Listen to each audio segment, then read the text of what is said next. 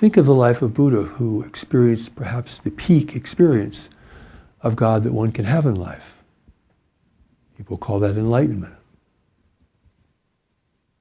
So those who sent him into the world afterwards says, great, now we want you to teach. Must have been very disappointing for him. You wanted to hang out in that blissful, wonderful place, right? No, you need to go out and teach. 40 years. Walking. Teaching. It's what you do in this life that matters. Where you come from is a place of being. You need to have experiences of being while you're here, certainly. But it's what you do in life that matters. If you don't do what you came here to do, you will feel restless, frustrated, ill at ease with yourself, self-critical. All the things you see that are so common in people's experience and attitudes.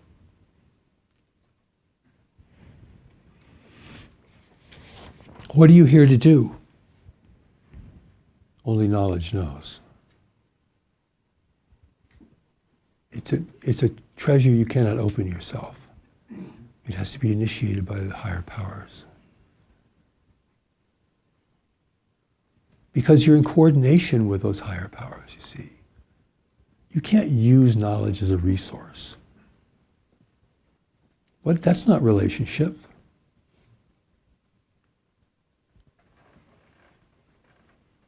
Relationship is about uniting to do something together. God has sent you to do something that needs to be done, that you can do. Very small task, but very specific, very important. Not just you personally, but perhaps to the larger scheme of things here.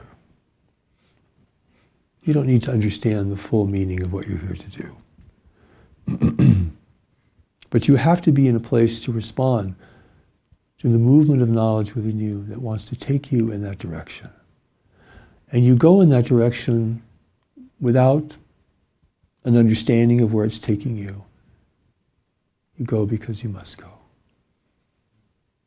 Compelled to go. Compelled from within. Not by another person, not by a religious institution, not by your parents, or your spouse. Something you know you must do. This is the beginning of a greater journey in life. What it will end up being and where it will take you and whom you will meet is something you can't see at the outset. That is why understanding is not the goal here. It's participation. The real understanding comes later. You get higher up this mountain, figuring the image is climbing a mountain, you can begin to see the lay of the land. And what could not be seen before now becomes evident. Without this, life is haphazard.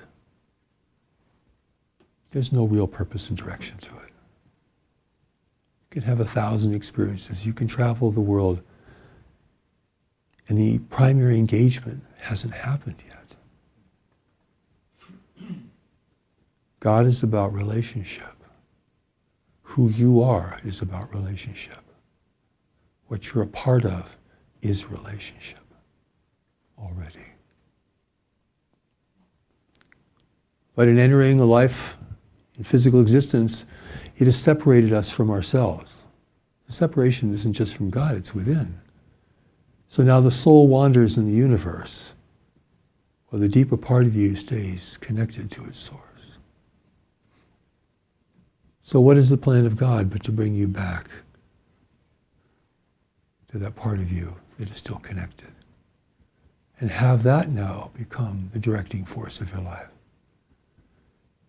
The Lord of countless galaxies is not going to manage your daily affairs. It's ridiculous. Do you think God is your errand boy? God, give me this. God, get me that. God, take care of this for me. People think like that. Like God is just sort of micromanaging them because they're so powerless, they really can't deal with what they have to deal with. There's no spiritual welfare here. This is an engagement for a purpose. You have come for a purpose.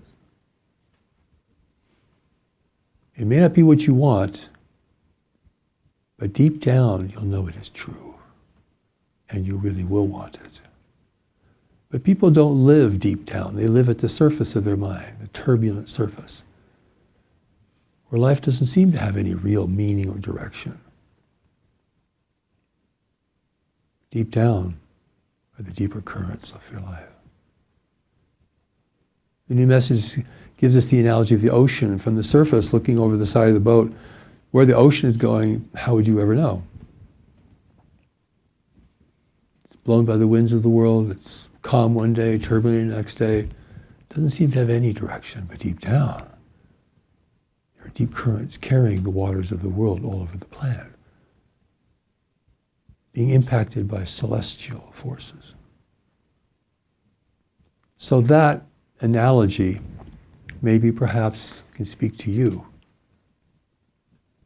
Who you are is not your mind or your body. These are vehicles of communication that life has given you to be in the world.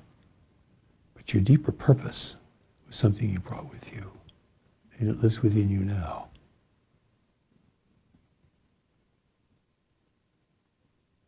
So think of God as your primary relationship. And where you will experience this primary relationship most powerfully, most consistently, is in your relationship with yourself, with others, and with the world.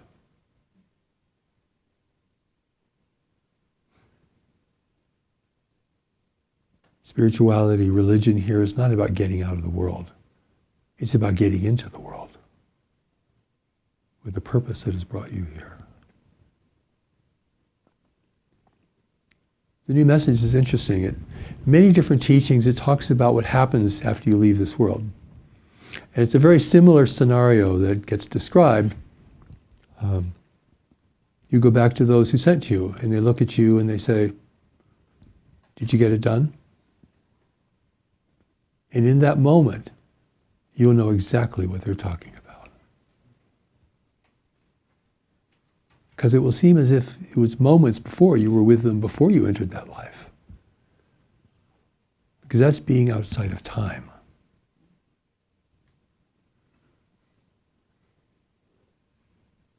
And you will know what you can't know now, because when you leave this life, you won't have any beliefs.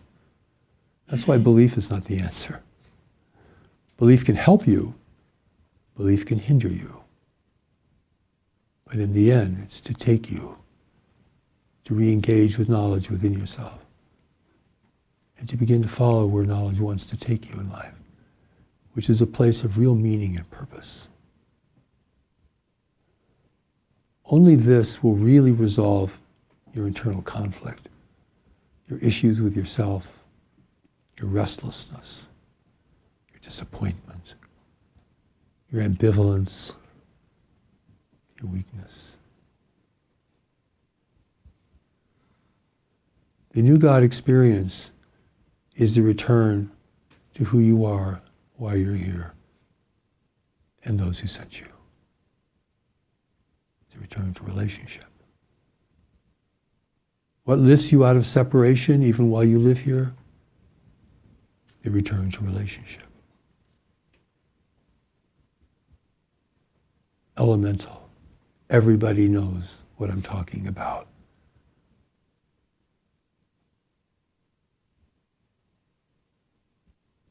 Who you will meet in this life, the influences you'll have upon each other, the relationships you have today. They're either helping you go where you need to go, or they're standing in your way. With the exception of your children, who you are bound to support to a certain age.